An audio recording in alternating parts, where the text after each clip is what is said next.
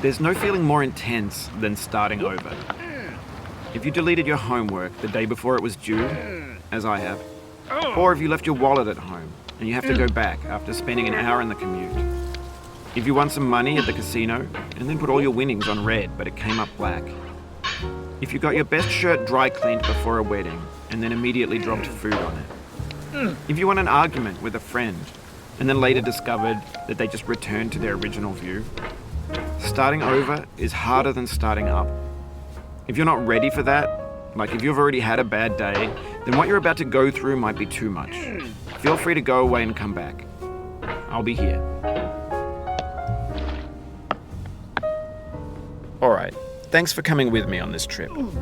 I'll understand if you have to take a break at any point. Just find a safe place to stop and quit the game. Don't worry, I'll save your progress, always, even your mistakes. This game is a homage to a free game that came out in 2002, titled Sexy Hiking.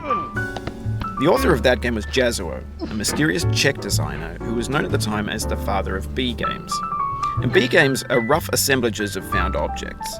Designers slap them together very quickly and freely, and they're often too rough and unfriendly to gain much of a following.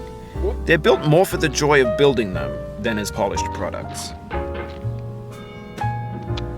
In a certain way, Sexy Hiking is the perfect embodiment of a B game.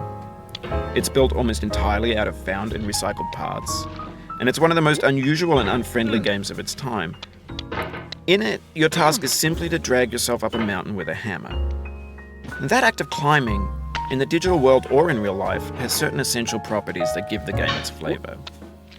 No amount of forward progress is guaranteed. Some cliffs are too sheer or too slippery. And the player is constantly, unremittingly in danger of falling and losing everything. Anyway, when you start Sexy Hiking, you're standing next to this dead tree that blocks the way to the entire rest of the game. It might take you an hour to get over that tree, and a lot of people never got past it. You prod and you poke at it, exploring the limits of your reach and your strength, trying to find a way up and over. And there's a sense of truth in that lack of compromise. Most obstacles in video game worlds are fake. You can be completely confident in your ability to get through them once you have the correct method or the correct equipment or just by spending enough time. In that sense, every pixelated obstacle in Sexy Hiking is real.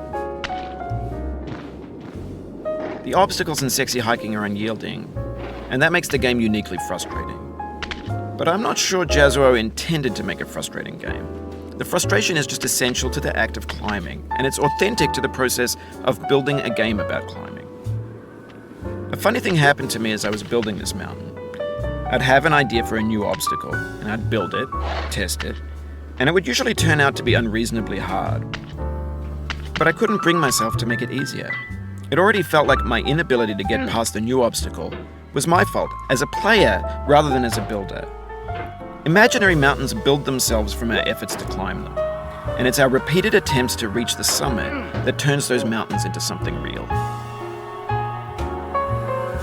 When you're building a video game world, you're building with ideas, and that can be like working with quickset cement. You mold your ideas into a certain shape that can be played with, and in the process of playing with them, they begin to harden and set until they're immutable, like rock. And at that point, you can't change the world. Not without breaking it into pieces and starting fresh with new ideas. For years now, people have been predicting